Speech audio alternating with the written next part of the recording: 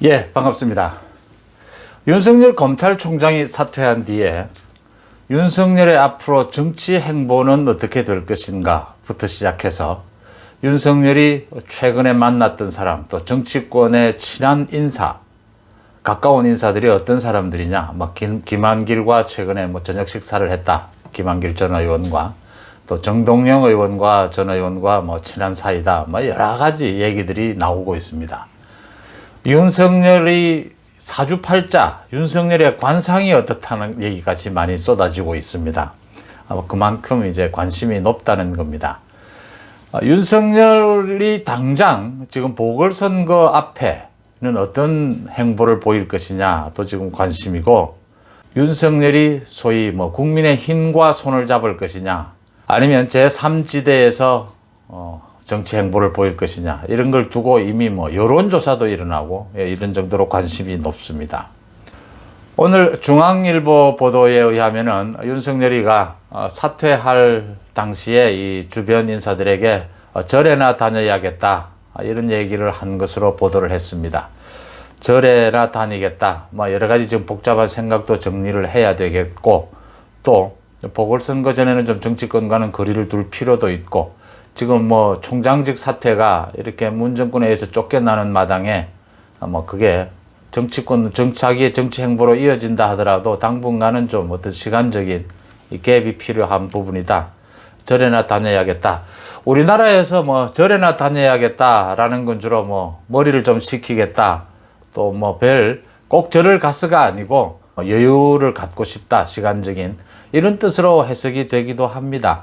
그런데 윤석열 총장이 과거에 또 절과 또 스님들과 인연이 있었다, 이런 것들이 알려지고 있기 때문에 절에 가지 않겠느냐, 윤석열의 외가가 있는 강원도 쪽 절을 가지 않겠느냐, 이런 전망들도 나오고 있습니다. 그러니까 보궐선거 전에 윤석열 총장이 정치적인 어떤 행보를 보일 것이다, 보이지는 않을 것이다, 이렇게 보는 것이 합리적이지 않을까 보입니다. 측근들에 대한 이야기나 윤석열 자신의 말이나 알아보면 윤석열과 불교와의 인연, 불교를 믿지는 않지만 많이 얘기가 됐죠. 윤석열이 지금 늦게 결혼을 한 것도 스님의 중매에 의해서, 스님의 권유에 의해서 결혼을 한 것으로 이렇게 알려지고 있고, 과거 1980년대에 윤석열 총장이 대학을 다닐 때 모의 재판에서 5.18 광주 민주화 운동 을 진압한 전두환 전 대통령에게 사형을 구형을 했다.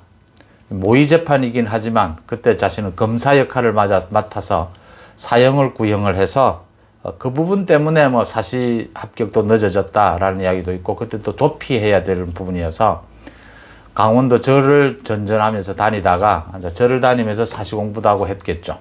그러면서 근래 스님, 중광 스님을 만났는데, 그래 친해졌는데, 중광 스님은 근래 스님, 미치광이 또 파격적인 그런 걸로 아주 유명했죠. 중광 스님과 친해졌는데, 중광 스님이 윤석열의 관상을 보고 사법고시는 좀 늦게 되겠다, 하지만 크게 될 놈이다, 크게 될 상이다, 이렇게 얘기했다고 해서 또 화제가 되기도 했습니다. 제 개인적으로도 이렇게 역학을 하는 사람들 얘기를 제가 들은 적이 있습니다. 그럼 다 또 어떻게 알았는지 윤석열 총장의 사주를 또 알아요. 그 생년월일을.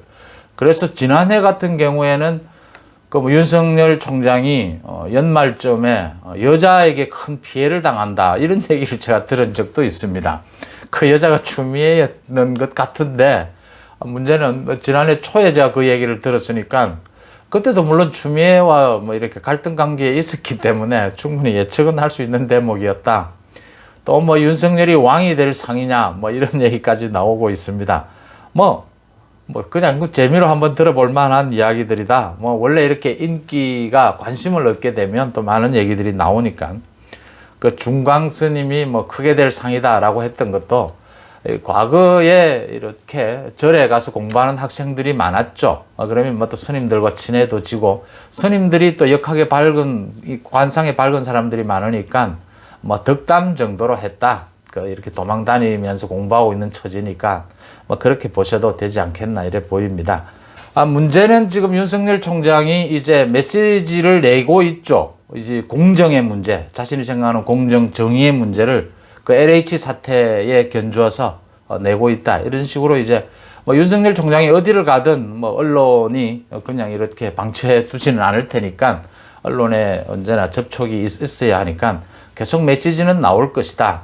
문제는 이제 보궐선거 전에 구체적인 정치적인 어떤 행보가 있지는 않을 것이다. 그렇게 할 또 계제도 아니고 지금.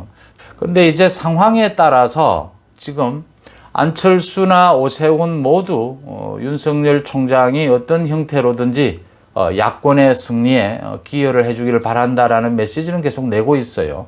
그렇게 메시지를 내는 것만 해도 도움이 될 테고요.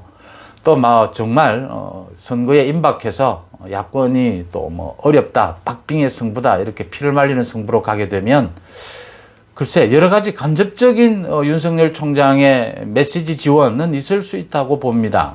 그렇게 그런 정도는 한번 생각해 볼 수 있는 대목이고요. 지금 윤석열 총장이 본인이 언론의 어떤 인터뷰, 전화 인터뷰나 이런 형식으로 말하는 것 외에는 그 손경식 변호사, 윤석열 총장이 지난해에 그러니까 정직 처분을 받았을 때 그때 각종 재판에서 윤석열 총장의 그 변호인으로 활약을 했죠. 같이 다른 변호사들 2명과 함께 그렇게 활약했던 손경식 변호사가 주로 언론에서 지금 뭐 측근의 뜻이다, 의사다라고 하는 것은 손경식 변호사가 주로 이렇게 전달하는 그런 형태를 빌고 있습니다. 아무래도 윤석열 총장이 이제 뭐 메시지 관리팀을 만드냐 이런 얘기까지 나왔는데 뭐 당분간 그렇게 할 것으로 보이지는 않고요. 가까운 이런 손경식 변호사나 또 다른 변호사를 통해서 아마 언론 접촉, 자기가 직접 하는 것 외에는 아마 담당하지 않을까 이렇게 보입니다. 문제는 윤석열 총장이 본격적인 정치적 행보는 이제 보궐선거 뒤가 될 텐데 어떤 형태가 될 것이냐, 뭐 제3지대냐, 뭐 국민의힘이냐, 뭐 어디 장단점이 다 있습니다. 저 다 전망할 수 있고 지금으로서 가치도 있는 일인데 문제는 지금의 야권이 보궐선거 뒤에는 뭐 천지개벽을 할 정도로 상당히 바뀔 것이다. 굉장히 많이 바뀔 것이다. 그렇기 때문에 지금의 이 전망은 뭐 지금으로서는 의미가 있지만 다음 달이 되면 큰 의미는 없을 것이다. 이렇게 보인다는 점입니다. 그런 의미에서 지금 재보궐선거를 앞두고 지금 안철수와 오세훈이 단일화가 어떻게 될 것이냐인데 지금 대략적 합의가 된 것, 실무팀에 의해서 합의가 된 것은 여론조사를 한다. 100% 여론조사를 한다. 지금 시기적으로 여론조사 외에는 국민의힘에서 주장하는 그 선거인단은 불가능하다. 여론조사를 하는데 양측이 지금 적합도 조사냐 경쟁력 조사냐인데 아마 적합도라는 말과 경쟁력이라는 말을 같이 넣어서 문구를 만든다. 여론조사에. 그러니까 뭐 박영선 후보와 맞서서 경쟁할 수 있는 가장 적합한 후보는 누구인가 뭐 이런 식으로 묻는, 이게 과거에도 이런 식으로 단일화 때 이런 여론조사 경험이 있었기 때문에 이렇게 되지 않겠느냐. 그렇게 되면 뭐 오래 걸릴 건 아니다. 지금 이제 토론회나 뭐 어떤 그런 형식을 거치고 난 다음에 여론조사를 하고 18일까지는 이제 단일화를 한다는 거니까요. 그런 얘기가 있고, 그 다음에 이제 단일화를 하고 난 다음에 또 선거에 나설 때 국민의힘과 국민의당 이 또 야권 전체가 지금 한 틀에서 움직여야 하기 때문에 그 전에 연대하는 방법이 뭐냐, 선거 또 뒤에 연대를 하는 방법이 뭐냐, 이런 부분들이 있습니다. 그래서 아직도 지금 계속 국민의힘 쪽이나 국민의당 쪽에서 나오고 있는 얘기는 이 단판에 의한 단일화 얘기도 나오고는 있습니다. 근데 지금 오세훈 쪽에서 지금 상당히 지지율이 상승세에 있다. 이래서 뭐 안철수와 지금 아주 비슷한 상황까지 되지 않느냐 이렇게 이제 주장을 하면서 또 오세훈은 국민의힘의 후보이기 때문에 자기 혼자 결정할 수도 없는 부분. 이래서 가장 현실적으로는 지금 여론조사를 한다. 이 방법입니다. 근데 아주 뭐 가능성은 낮지만 그러니까 아직도 단판에 의한 단일화가 있을 수 있고, 그러니까 단판에 의한 단일화는 오세훈이 양보하는 것입니다. 오세훈이 양보하는 대신 안철수가 국민의힘에 입당하는 형태, 뭐 어떤 합당, 뭐 입당하는 형태가 될 것이다. 합당은 좀 어려운 거 현실적으로요. 이런 부분입니다. 뭐 안철수 입장에서 지금 뭐 국민의당에 입당하게 되면 상당히 중도층의 일부 표를 잃는 게 아니냐라는 건데, 지금까지 입당하지 않고서 그 부분을 강조한 것만으로도 상당히 중도층 잃는 부분이 적을 것이다라는 거고요. 또 뭐 한 당의 대표가 그렇게 입당할 수 있느냐인데 그거야 뭐 그 국민의 그 당에서 당원들을 대상으로 해서 이렇게 또 의사를 묻는 과정을 거치면 되는 부분이니까 뭐 그런 가능성도 있다. 아직은 살아있다. 이렇게 보면 그 부분이 가장 이상적이거든요. 이게 지금 야권 전체가 한 틀로 가는 데 있어서 선거를 함께 치러낸다는 부분에서 그 부분이 아니더라도 이걸 제가 말씀을 드리는 이유는 그 비슷한 형태의 그러니까 100% 여론조사를 하더라도 이 야권이 연대하는 데 있어서 그런 여러 가지 방법이 고려될 수 있다. 선거 전에 연대를 뭐 결의를 한다든지 선거 뒤에는 또 어떤 형태로든지 이제 뭐 합당이나 전체적인 야권 빅텐트가 만들어지는 과정에서 이게 충분히 거론될 수 있는 부분들이다. 그래서 야권이 빅텐트가 만들어지는 그 과정에 이제 윤석열이 주역을 맡게 될 것이다. 어떤 형태로든지 지금 뭐 안철수와 뭐 오세훈과 함께 여러 사람들과 함께 주역이 되는 형태로 가지 않겠느냐. 이렇게 보는 게 지금 대체적인 뭐 합리적인 이렇게 추측이 아닌가, 전망이 아닌가 이렇게 보입니다. 그런 과정에서 지금 국민의힘 쪽에서도 국민의힘은 지금 보궐선거 때 이제 김종인 비대위 체제가 이제 막을 내리니까 새 당권 지금 새 대표를 뽑아야 하지 않습니까? 그럴 때 새 대표로서 기존 지금 거론되고 있는 사람들은 주로 다선 의원들 중심으로 거론이 되고 있습니다. 실제 뛰고 있고. 그랬는데 국민의힘에서도 많이 나오고 있는 얘기가 이제 야권 빅텐트 전체를 아우르는 이런 걸 계산해서 정말 이제 국민의힘의 이미지를 완전히 바꿀 수 있는 뭐 초선 의원을 대표로 세우자 뭐 이런 얘기까지 나오고 있습니다. 기존에 국민의힘이 아직도 그 보수 적통의 어떤 당으로서 기존에 뭐 나쁜 이미지를 아직도 다 벗지 못했다. 뭐 좋은 점 많이 벗어져서 새로운 점도 있지만 다 벗지 못한 이미지상 그런 부분이 있기 때문에 이제 완전히 새로운 인물로 신인, 젊고 새로운 인물로 당대표, 당 얼굴로 세우는 건 어떠냐라는 것도 논의가 되고 있습니다. 그런 논의도 야권 전체 빅텐트, 또 윤석열의 주역, 뭐 이런 부분으로 다 변수로 작용할 것이다. 이렇게 보입니다.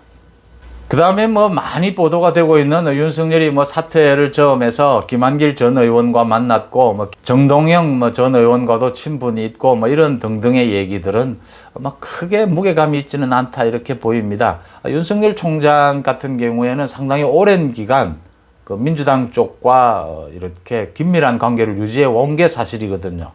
또 뭐 검찰 간부 생활을 하면서 국회 쪽과 정치권 쪽과 이렇게 교류를 할 수밖에 없는 상황이고 그런 점에서 본다면 많은 사람들을 만나고 있고 윤석열 총장이 검찰에서 거의 멘토 역할을 해온 사람들 뭐 안대희 전 대법관을 비롯해서 뭐 이런 사람들이 많이 있습니다. 있으니까 제가 보기에는 윤석열 총장이 가고자 하는 길이 거의 수없이 되풀이한 말입니다.